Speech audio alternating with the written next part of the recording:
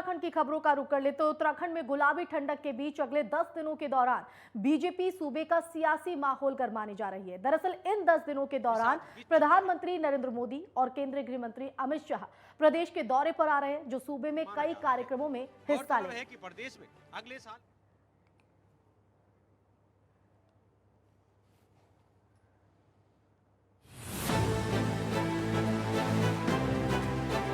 दरअसल उत्तराखंड में साल 2022 के विधानसभा चुनाव की बिसात बीत चुकी है।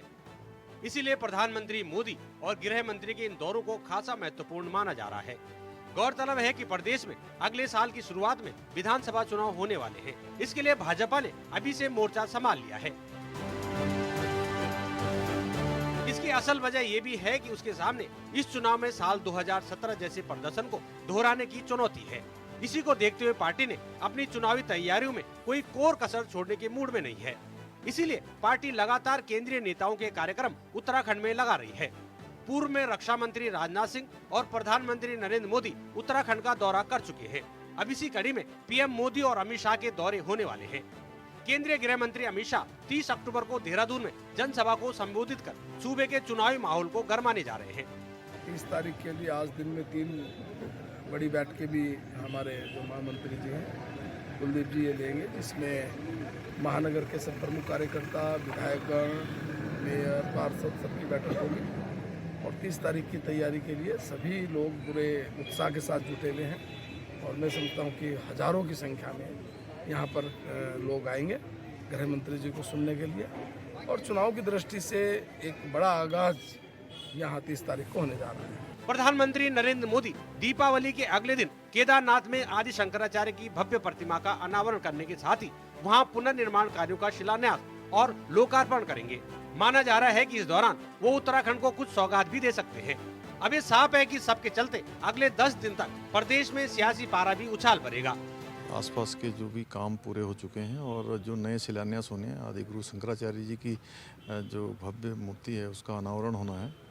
और 12 स्थान जो ज्योतिर्लिंग है केदारनाथ को लगाकर उन सभी स्थानों पर, और 4 शंकराचार्य जी के जो मठ हैं वो, और शंकराचार्य जी की जो जन्मस्थली है, उन सभी स्थानों को इस कार्यक्रम से जोड़ा जाएगा। और जो हमारे शिवालय हैं उन शिवालयों को भी इस कार्यक्रम से जोड़ा। उत्तराखंड में अगले साल होने वाले विधानसभा चुनाव के लिए दोनों ही राजनीतिक दल कोई कोर कसर नहीं छोड़ना चाहते हैं।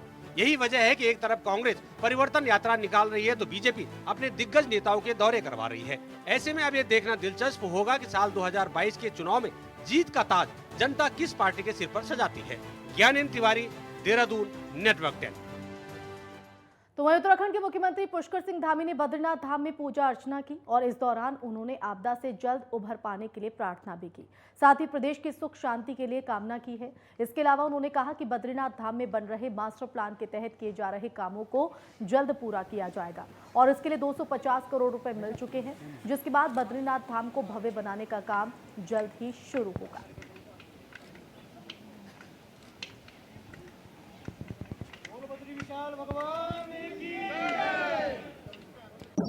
देखिए, भगवान बद्री विशाल की कृपा से हम लोग अभी कोरोना से जल्दी जो है उभरे हैं और अभी आपदा भी आई है, आपदा में बड़ा नुकसान भी हुआ है।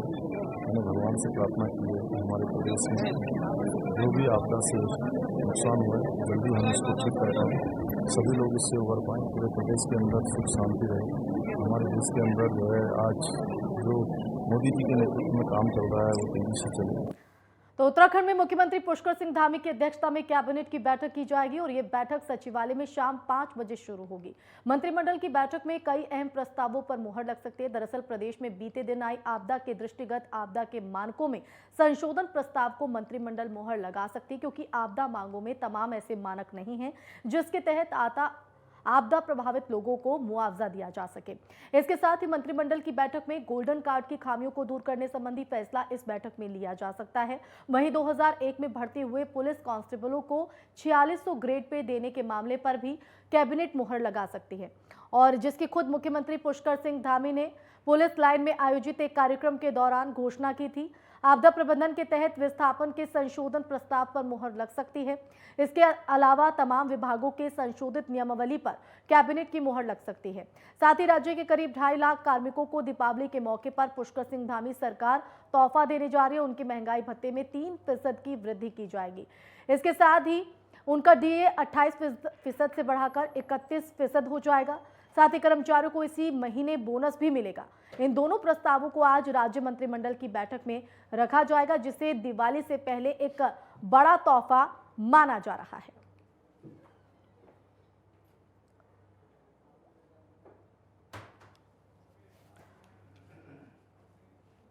तो वहीं टिहरी के नरेंद्र नगर में नई कृषि मंडी खुल चुकी है और इसी कृषि मंडी के पहले अध्यक्ष पद पर कृषि मंत्री सुबोध उनियाल ने क्षेत्र के जाने माने सामाजिक कार्यकर्ता वीर सिंह रावत को मनोनीत किया है। इससे बीजेपी कार्यकर्ताओं और क्षेत्र के लोगों में बड़ा उत्साह है। बीजेपी गजा मंडल के कार्यकर्ताओं और क्षेत्र के लोगों ने वीर सिंह रावत के सम्मान में भव्य समारोह पोखरी बाजार में आयोजित किया। कार्यक्रम में सुबोध उनियाल भी मौजूद रहे।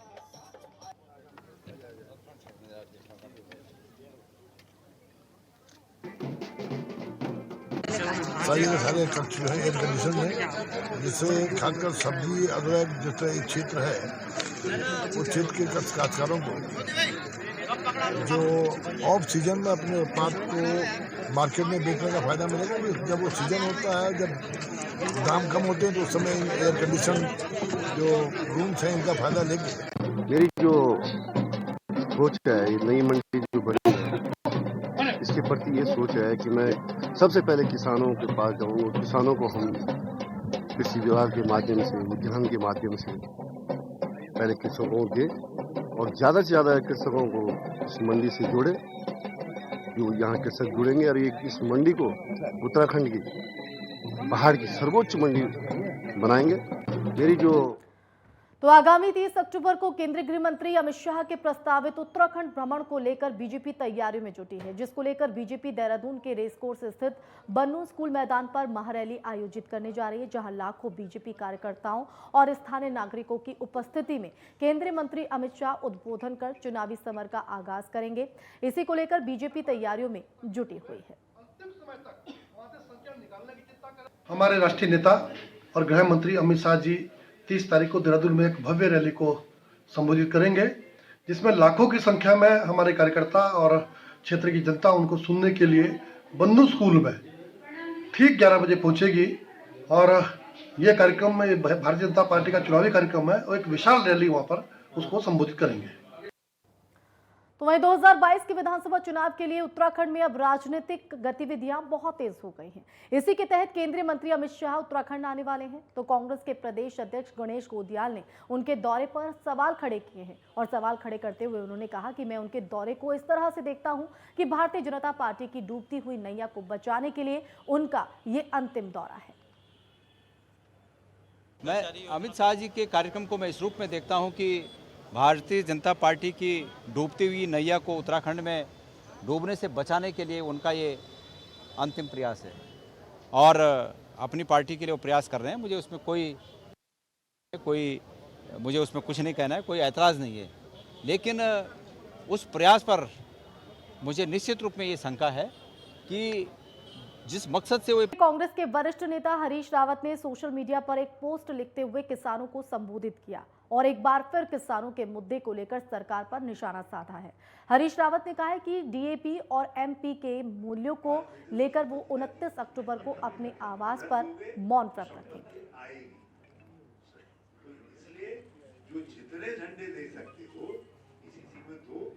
कल मैं उपवास रखूंगा। ये गन्ने का खरीद मूल्य अभी तक डिक्लेयर नहीं किया और दूसरी बात ये हो रही है उसके दाम अलग बढ़ा दिए खाद के और दूसरी तरफ उपलब्ध नहीं है, खाद उपलब्ध नहीं है। आगे के जो खेती बाड़ी करनी है वो कैसे करनी है, लोगों बड़ी बुरी हालत है इस समय राज्य के अंदर।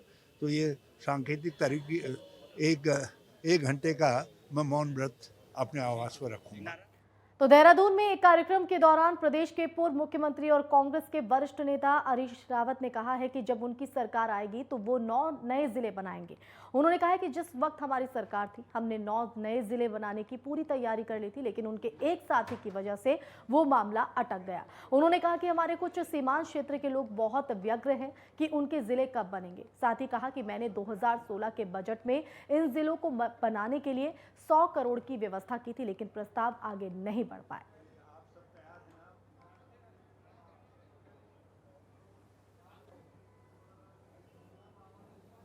कुछ रोड ब्लॉक आ गया, हमारे एक साथी ने सीधे इस्तीफा भेज दिया स्पीकर के पास, और मैं तो उस समय बड़ी नाजुक गवर्नमेंट को चला रहा था, इसलिए हमको वो प्रपोजल सेल्व करना पड़ा। और बजट में भी हमने 2016-17 के 100 करोड़ रुपया नए जिलों के सृजन के लिए रखा था, तो प्रस्ताव आगे नहीं बढ़ा पाए। हमने बुनियादी तैयारियां तहसीलों के पुनर्गठन, उप तहसीलों के, पटवारी हलकों के पुनर्गठन करके सारी तैयारियां पूरी करके रखी हुई है। ये सरकार चाहे तो किसी समय भी किसी जिले को घोषित कर।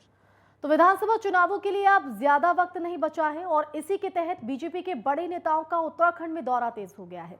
दूसरी तरफ कांग्रेस प्रदेश अध्यक्ष ने कहा है कि हम भी अपने बड़े नेताओं के दौरे को लेकर रूपरेखा तैयार कर रहे हैं। साथ ही ये भी बताया कि प्रियंका गांधी और राहुल गांधी भी उत्तराखंड के दौरे पर आएंगे।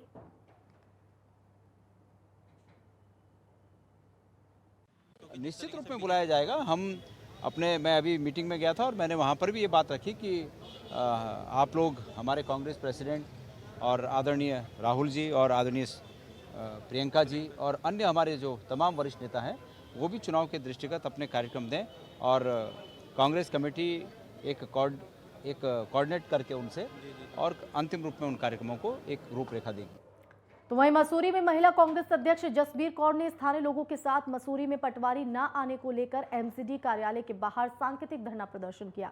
प्रदेश सरकार के खिलाफ भी जमकर नारेबाजी की। तो इस मौके पर नायब तहसीलदार के माध्यम से जिला अधिकारी देहरादून को ज्ञापन भेजकर जल्द मसूरी में स्थायी नियुक्ति की मांग की गई है। महिला कांग्रेस अध्यक्ष जसबीर कौर ने कहा है कि मसूरी में पटवारी के न आने से आम जनता को भारी परेशानियों का सामना करना पड़ रहा है, जिसके चलते लोगों पर जन्म जाति प्रमाण पत्र, स्थायी मूल निवास जैसे महत्वपूर्ण कागजात बिना पटवारी के नहीं बन पा रहे हैं। वहीं प्रमाण पत्र के अभाव में लोगों को सरकार की कई योजनाओं के माध्यम से दी जाने वाले लाभ भी नहीं मिल पा रहे हैं।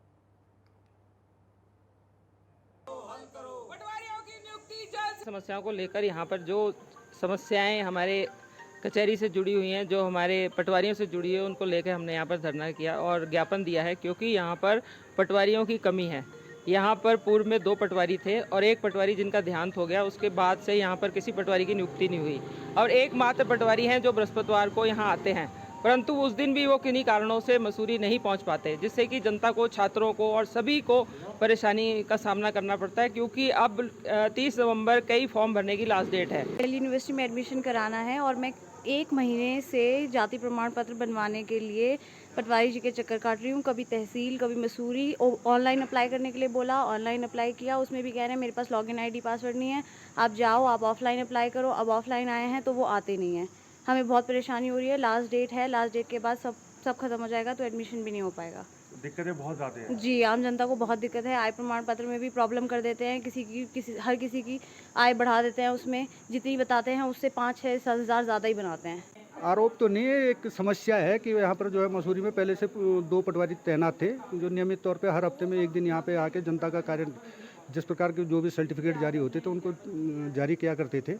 लेकिन अभी इसी महीने 7 तारीख को हमारे एक पटवारी जी का आकस्मिक देहांत हुआ है। उनके देहांत के कारण एक ही पटवारी हमारे पास रह गए हैं और उनके पास देहरादून का भी कार्य है, तो समय कभी उनको मिल पाता है तो आ जाते हैं, नहीं मिलता है तो जैसे आज उनसे फ़ोन पे वार्ता हुई तो उन्होंने बताया कि मैं किसी चुनाव संबंधी बैठक में मुझे जाना है, वो बीएलओ का काम भी सुपरवाइज़र का काम भी देख रहे हैं, तो आज वो नहीं आ पाए।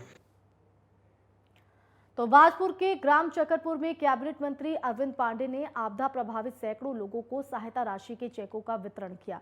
इस दौरान उन्होंने कहा कि सरकार पीड़ित लोगों की हर संभव सहायता करेगी। बता दें कि बीते दिनों बारिश से आई आपदा से लोगों का भारी नुकसान हुआ है। आपदा से पीड़ित लोगों को सरकार सहायता राशि उपलब्ध करवा रही है और इसी के चलते बाजपुर के ग्राम चकरपुर में उत्तराखंड सरकार के कैबिनेट मंत्री अरविंद पांडे ने सैकड़ों परिवार के लोगों को आपदा सहायता राशि के चेकों का वितरण किया है।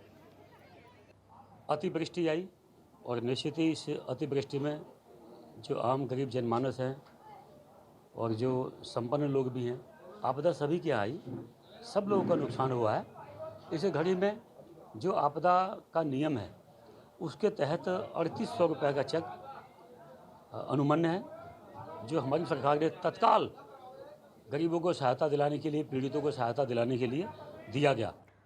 वहीं ऊखीमठ के सोनप्रयाग से 1300 तीर्थ यात्रियों का पहला दल केदारनाथ के लिए रवाना हो गया है। बता दें कि बुधवार को 8541 तीर्थ यात्रियों ने बाबा केदारनाथ के दर्शन किए, जिसमें 3115 महिलाओं, 5251 पुरुष और 135 बच्चों ने बाबा केदारनाथ के दर्शन किए हैं। वहीं अभी तक 1,92,247 तीर्थ यात्री बाबा केदारनाथ के दर्शन कर चुके हैं।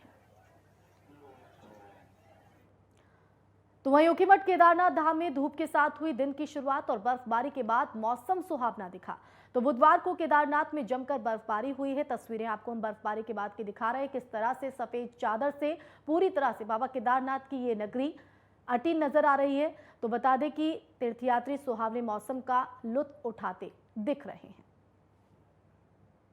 तो केदारनाथ धाम में आप देख सकते हैं कि सफेद चादर के बीच एक खिली खिली धूप इस खूबसूरत नज़ारे को दर्शाती ये तस्वीरें।